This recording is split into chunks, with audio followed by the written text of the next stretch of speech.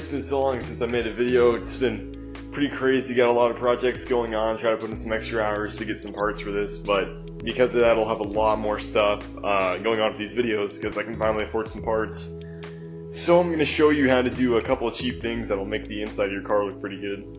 So if you drive a manual and even some automatics, if you still have the stock shift boot in there, being fabric, it's probably going to be worn out and torn pretty bad. This is one of the simplest things you can do to update the interior.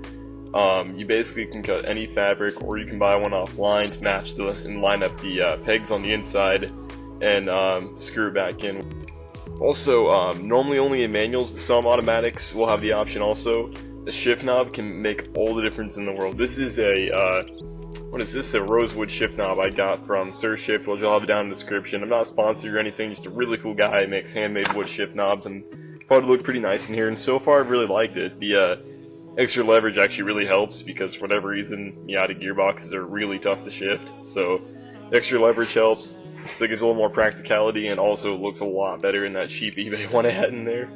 So one of the biggest things you can do is literally just cleaning up your interior, but a lot of people just wipe down their dash and call it good, or your steering wheel and seats. All of these small cracks and crevices in here make a big difference. So I just use Armor All Protectant is the easiest thing to do. Just get a little bit on your paper towel. You don't normally want to spray it straight onto the surface because that can sometimes leave stains and stuff, but it's still probably alright. And then if you can't get into those cracks by hand by just trying to wipe it down, which I can't right there, what you can do is if you take a small flathead, wrap it around the paper towel, then you can normally run it through those cracks and get everything out. You just want to be careful not to scratch your dash while doing this, so make sure the paper towel is actually wrapped around the flathead and didn't go through or anything. But this works great for getting in small cracks and crevices. Something else you can do, and yeah, it's a little bit hack job, but if you're on a budget, this really works. You probably can't even tell right off the bat there's a crack right there. You really kind of have to know. It's easier to see on camera, but there's a massive crack in the dash right here, so just to at least keep the dash from cracking more and make it look a little bit better, I just ran a little bit of super glue around the edge here, wiped off the excess, and then took just a tiny bit of black paint, rubbed it in, then wiped it off, and fixed it decently.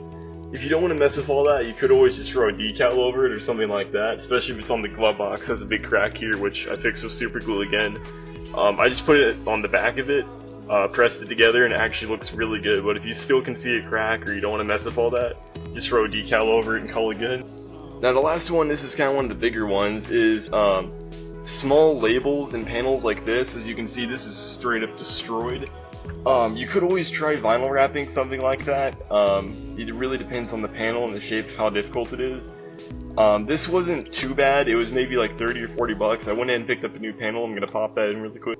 So every car is going to be totally different, but for me, I have a screw here and here, and there should be two in here and one here, and the center console will pop out after you take off the shift knob. One thing to note is if your center console has any electronics, which I have two power window switches, there's probably going to be cables connected to it going into the actual dash itself, so you're going to want to disconnect those before pulling it out. Alright, so now you got the center console set out and put it into a safe place. We're going to take out these bits to get this bezel off right here.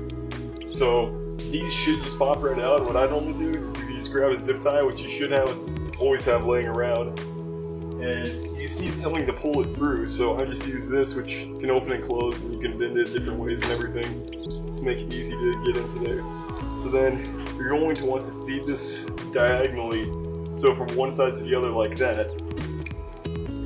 Alright, so what I did is I ran the first zip tie in there and ratcheted it a few times, but then I realized I couldn't really get my finger into there to pull on it. So I got a second zip tie to get my finger in, and I just kept pulling on it. It pops right out like that. Then it's going to do the same thing to the other side. Alright, I got both the vents out, so whenever I'm done, I just use something like a pair of wire cutters. Makes it really easy. Just cut off the zip tie, and then there's your vent.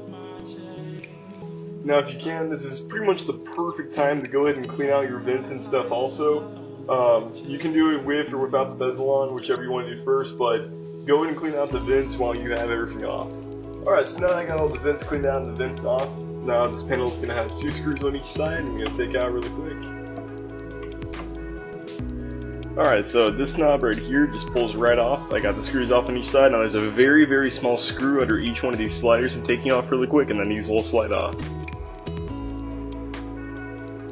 Alright, so once I got these screws on here on the sides off and all the knobs and switches off, I was able to just take a flathead, pop this into each slot, pop the pegs loose, and the whole panel pops out. This one's all cracked, destroyed, and yellow, and it just looks terrible. And then this one is pretty much pristine. There's some 3M tape on the back of this where you stick it onto there, and then the new panel popped into place. So got all that in place good. Now I'm gonna screw it back down. Alright, so I got the new panel on. I think it's looking pretty good. Instead of all this green and then green right here, it's blue and white, which looks a whole lot cleaner, and it's just a nice matte black, and it's not yellowing and cracking, which is the biggest thing. But now I'm gonna put all the switches and knobs back on, and then put the bezel and center console back in. So we got the new panel in, all the buttons and switches, the bezel, vents. Now I just need to get the center console back in. I think we're ready to go. Alright, there you go, I got everything put back together, and as you can see, this really didn't cost too much. It's just a new shift boot, shift knob, and this panel. Completely updated the look of the interior. There is more stuff you can do and get more in depth, like eventually I'll be changing out the steering wheel and seats, but, you know, that's a lot more expensive than something like this, and this will definitely make the car look better. So thank you guys for watching. I'm going to be doing more stuff soon. One thing I'm probably going to be doing here pretty soon is these LED kits I have on each side. Since this is a soft top, there's no overhead lights, so I was having trouble seeing. So I got LED kits on each side. I'll be showing how to install those here pretty soon. Alright, thank you guys. You have a good one.